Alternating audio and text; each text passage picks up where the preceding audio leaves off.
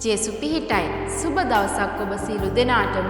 අද දවසේදීත් ඔබ වෙත ආදරයෙන් සහ ගෞරවයෙන් පිළිගන්නා අතර 2026 වර්ෂයේ අප්‍රේල් මාස 29 වන දින දෙවියන් වහන්සේගේ මිනිසයා වූ අපගේ ආත්මික පියා වන ගරු සැමුවෙල් චන්දන දේවගතතුමා විසින් ගෙන එන්නා වූ අස්වැන්නේ අභිමුඛයට අපි සෑම කෙනෙක්ම අහුම්කන් දෙමු. යේසුස් වහන්සේගේ දේවත්වය. යේසුස් වහන්සේ ඔවුන්ට උත්තර දෙමින් නුඹලා දෙවිවරු යයි මම කීමි. නුඹලාගේ ව්‍යවස්ථාවෙහි ලියා තිබෙනවා නොවේද? ලියවිල්ල කඩවෙන්ට බැරිය. යෝහාන් 10 වන පරිච්ඡේදයේ 34 වෙනි පදය. යෝහාන් 10 වන පරිච්ඡේදයේ ක්‍රිස්තුස් වහන්සේගේ දේශනය සෑම දෙවියන් වහන්සේගේ දරුවෙකුගේම හදවතට ප්‍රීතියක් ගෙන දෙයි. මන්ද යේසුස් වහන්සේ තමන්ව යහපත් එළේරා ලෙස හඳුනා ගනී. ඔහු අපගේ නම දන්නවා පමණක් නොව වැටළුවන් වෙනුවෙන් තම ජීවිතය පූජා කරයි.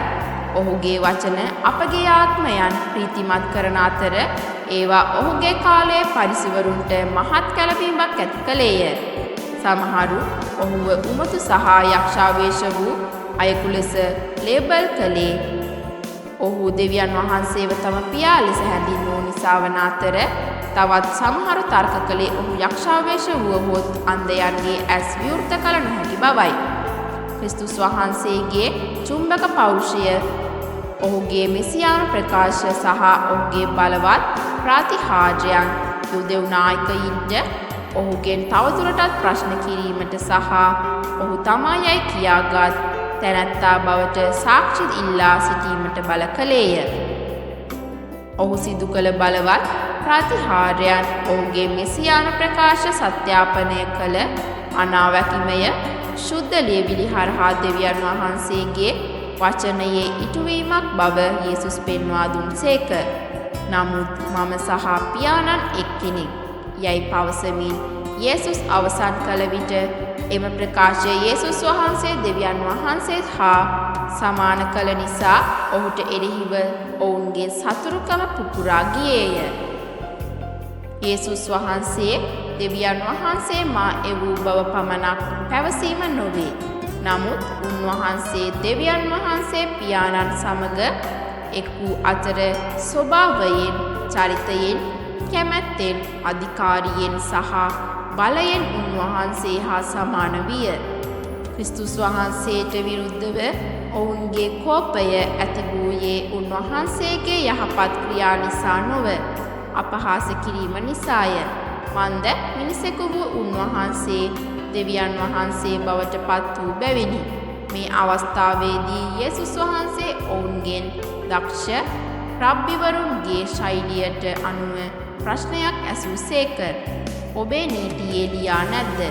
ඔබ දෙවිවරුන් යයි මම කීවෙමි කියා දෙවියන් වහන්සේගේ වචනයේ පැමිණි ශුද්ධ ලියවිල්ල විද දැමිය නොහැකි ඔවුන් දෙවිවරුන් ලෙස උන්වහන්සේ හැඳින්වූයේ නම් පියාණන් වහන්සේ විශුද්ධ කර ලෝකයට එවූ මා ගැන ඔබ කියන්නේ ඔබ අපහාස කරන්නේ කියාද? මන්ද මම දෙවියන් වහන්සේගේ පුත්‍රයා යයි කී නිසාය. යේසුස් වහන්සේ ඔවුන්ගේ තර්කය නිහඬ කිරීමට බිඳ දැමිය නොහැකි ශුද්ධ ලියවිල්ල භාවිතා කළසේක.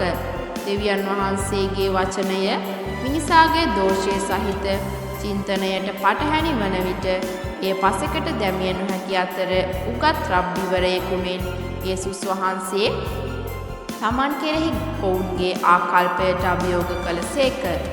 ඔහු ගීතාවලිය 82කින් උපුටා දැක්වූ අතර එහිදී ඊශ්‍රායෙල්හි විනිශ්චයකරුවන් සමිදානන් වහන්සේ විසින් දෙවිවරුන් ලෙස ලේබල් කරන ලදී. ඇදහිල්ලේ ප්‍රකාශනයේ මා කිව්වට පසු කියවමු. ප්‍රේමණීය පියාණනි,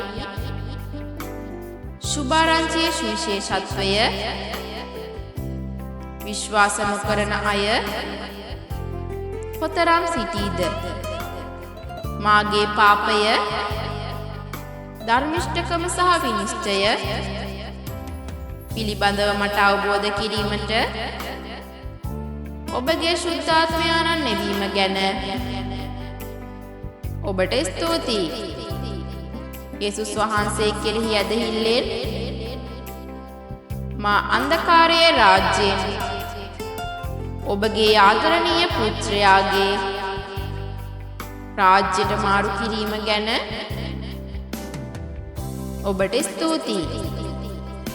යේසුස් වහන්සේගේ අනර්ඝ නාමයෙන් ආමේන්.